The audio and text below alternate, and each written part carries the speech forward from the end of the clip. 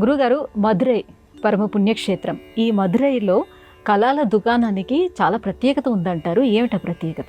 ఇప్పుడంటే ఈ కంప్యూటర్ యుగం వచ్చింది, కానీ పూర్వకాలంలో పెన్నులు ఎక్కువగా వాడేవారు. అందరికీ ఇప్పుడు కూడా చాలా తక్కువ మంది వాడుతున్నారు అక్కడక్కడ రాయటానికి, కానీ ఎక్కువ టైపింగ్లోనే ఎక్కువ మంది ఉంటున్నారు. అయితే పూర్వకాలంలో పెన్నులకి చాలా విలువ ఉండేది. 1910 సంవత్సరము 2010 సంవత్సరం అటుపక్క ఈ మధ్యకాలంలో పెరియస్వామి అని ఈ మధురై కోవెలకి రకరకాల దిక్కుల్లో ఒక్కొక్క గోపురం ఉంది. ఉత్తర గోపురం ఇప్పటికీ ఉందమ్మా. ఉత్తర గోపురం దగ్గర పెరియస్వామి అనేటువంటి ఆయన ఈ కళాలు పట్టుకొని అమ్మేవాడమ్మా. అక్కడ నేల మీద ఒక కండువా పరుచుకొని, ఆ చాలా పేదవాడు, పెన్నులు పెట్టుకొని అక్కడ పిల్లలకి దగ్గరలో ఏదో పాఠశాల ఉంటే వాళ్ళు వెళుతూ ఉంటే ఇటు రండి అని పిలిచి, ఇదిగో మీరు మంచిగా ఈ పెన్ను తీసుకోండి, ఈ పెన్ను తీసుకొని మీ పరీక్ష రాయండి అని చెప్పి పిల్లల్ని ప్రోత్సాహం చేసేవాడు. పిల్లలు కూడా పెన్నులు కొనుక్కోవటానికి ఈయన దగ్గరికి వచ్చేవారు. అయితే కొంతమంది పిల్లలు ఏం చేసేవారంటే డబ్బులు ఇవ్వకుండా, ఇది జరిగినటువంటి యథార్థ సంఘటన, డబ్బులు ఇవ్వకుండా ఏం చేసేవారంటే, ముందు నేను పరీక్షకి వెళ్తున్నాను తాతగారు, పెన్ను తీసుకో, నా దగ్గర డబ్బులు లేవు, తర్వాత ఇద్దువుగానిలే అనేవారు. అప్పట్లో 10 రూపాయలు అంటే చాలా విలువ కలిగింది అని చెప్పి, మరి డబ్బులు తర్వాత ఇద్దువుగాని అనేవారు. ఆ పెన్ను తీసుకోవటానికి, పరీక్ష రాయటానికి వెళ్తున్నావా, బాగా రాయి, ఆ పెన్ను తీసుకొని వెళ్ళిపోయేవారు. అతని పేరు, ఆయన భార్య పేరు తంగం. ఆవిడ రాసుకునేది, ఫలానా రామస్వామి ఈరోజు బాకీ 10 రూపాయలు. ఇట్లా 32,000 అమ్మ. అంటే ఎక్కడి నుంచి తెచ్చిపెట్టాడో, ఇంట్లో ఉన్న ఆస్తులు తెగనమ్మాడు, మొత్తానికి పెన్నులు మాత్రం పెడుతూ ఉండేవాడు.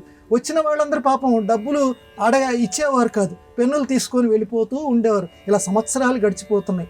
భార్యకి కోపం వచ్చింది తంగానికి.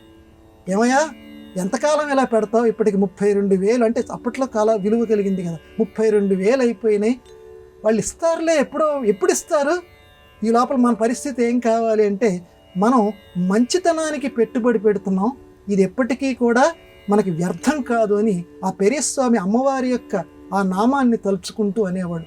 ఇట్లా కొంతకాలం గడిచిపోయింది, ఈయన గతించిపోయాడు. తర్వాత వీళ్ళ సంతానం ఎవరో అక్కడ కూర్చున్నారు. కొంతకాలానికి ఒక పెద్ద కారు అక్కడికి వచ్చి ఆగింది. ఆగితే అందులోంచి ఒక ఆయన దిగి నమస్కారం చేశాడు. అతని పెన్నా ఎంటర్ప్రైజెస్ యొక్క సాఫ్ట్వేర్ కంపెనీ సృష్టికర్త. అతను ఎంటర్ చేసి వెంటనే, నేను ఇక్కడ పెన్ను ఆ రోజుల్లో 10 రూపాయలకి కొనుక్కున్నాను, దాని డబ్బు ఇప్పటికీ ఇంత అయిందని చెప్పి 10 లక్షల రూపాయల చెక్కు తీసి, నాకు వద్దు అన్నారు ఆ పెరియస్వామి సంతతి, కానీ మీరు తీసుకోవాల్సిందే అని చెప్పి దాన్ని ఆయన చేతిలో పెట్టారు అమ్మవారి సాక్షిగా. పెట్టిన తర్వాత ఇలా ఈ వార్త ఆ నోట ఈ నోట పత్రికల ద్వారా వీటి ద్వారా అంతటా బాగిపోయి, అలనాడు ఎవరైతే పెన్నులు తీసుకొని వెళ్ళారో వాళ్ళందరూ రావటం, నమస్కారం చేయటం, ఈయన ఎంత ఇచ్చాడో అందులో సగమో దానికి సరిపోయేదో ఇవ్వటం, దాదాపుగా 50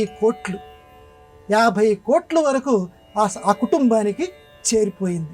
చేరిపోయిన తర్వాత ఇంకా గొప్ప విశేషం ఏంటంటే, అక్కడ ఈ మొట్టమొదట వచ్చినటువంటి మురుగన్, ఆయన పేరు మురుగన్, ఆ మురుగన్ అనేటువంటి ఆయన ఇప్పటికీ కూడా వారానికి 2 రోజులు ఆ పెరియస్వామి ఏ రకంగా మొట్టమొదట కండవాపరిచి పెన్నులు పరీక్షలకి వెళ్ళేటువంటి పిల్లలకి ఆత్మీయతగా ఇచ్చేసేవాడో, ఈ పెట్టుబడి తర్వాత వస్తుందని చెప్పేవాడో, ఇప్పటికీ 2 రోజులు ఆఫీస్ పని మానివేసి తను కూడా అదే ప్రదేశంలో కూర్చొని వచ్చేటువంటి పిల్లలకి ఆ ఉత్తర గోపుర ద్వారం దగ్గర ఇప్పటికీ కూడా అమ్ముతుంటాడు. వారానికి 2 రోజులు ఆ కోటు సూటు బూట్ ఇవన్నీ తీసేసి ఒక సాధారణ వ్యక్తిలాగా కూర్చొని.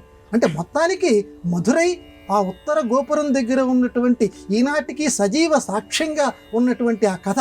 ఎందుకంటే మధురై వెళ్ళినటువంటి వాళ్ళు అమ్మవారి అనుగ్రహం పొందినటువంటి ఆ కొట్టుని ఇప్పటికీ సందర్శించాలి, అవసరమైతే అక్కడ ఉన్నటువంటి పెన్నును కూడా తెచ్చుకోవాలి. అంత గొప్ప చరిత్ర కలిగినటువంటిది ఆ మంచితనం పరిమళించే కథ. పెన్ను ఇప్పటికీ కూడా పెన్ను తీసుకుంటుంటే డబ్బులు ఇమ్మని చెప్పి అడగరు, రాసుకుంటారు, మీకు వీలున్నప్పుడు తిరిగి ఇస్తారు ఎవరికి వాళ్ళే. అంత గొప్ప చరిత్ర కలిగినటువంటిది. ఎందుకు ఇవంతా చెప్తున్నానంటే, ఆ మధురై మీనాక్షి యొక్క ఆ మాతృత్వపు యొక్క అనుభూతి, ఆ అమ్మ యొక్క ఆత్మీయత ఈ పెన్ను రూపంలో పెరియస్వామి యొక్క మంచితనం రూపంలో పరిమళించింది. పెరియస్వామికి అంతటి అద్భుతమైన ఆలోచనలు ఇచ్చిన అమ్మవారి కరుణకి నమస్కారం చేద్దాం.